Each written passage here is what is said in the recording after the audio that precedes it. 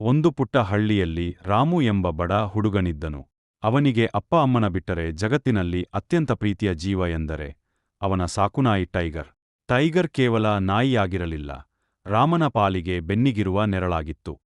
ಪ್ರತಿದಿನ ಬೆಳಗ್ಗೆ ರಾಮು ಶಾಲೆಗೆ ಹೋಗುವಾಗ ಟೈಗರ್ ಅವನನ್ನು ಬಾಗಿಲವರೆಗೆ ಬಿಟ್ಟು ಬರುತ್ತಿತ್ತು. ಸಂಜೆ ಅವನು ಹಿಂತಿರುಗಿದಾಗ ಬಾಲ ಅಡಿಸುತ್ತಾ ಓಡಿಬಂದು ಅವನನ್ನು ಸ್ವಾಗತಿಸುತ್ತಿತ್ತು. ಇಬ್ಬರೂ ಸೇರಿ ಹಳ್ಳಿಯ ಕೆರೆಯ ದಂಡೆಯ ಮೇಲೆ ಓಡುತ್ತಾ ಆಟವಾಡುತ್ತಾ ಸಮಯ ಕಳೆಯುತ್ತಿದ್ದರು.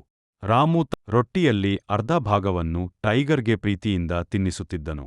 ಒಂದು ದಿನ ರಾಮು ಕಾಡಿನ ಹಾದಿಯಲ್ಲಿ ಆಟವಾಡುತ್ತಾ ದಾರಿ ತಪ್ಪಿದನು. ಕತ್ತಲೆಯಾಗುತ್ತಿತ್ತು. ಅವನಿಗಂತೂ ತುಂಬಾ ಭಯವಾಯಿತು.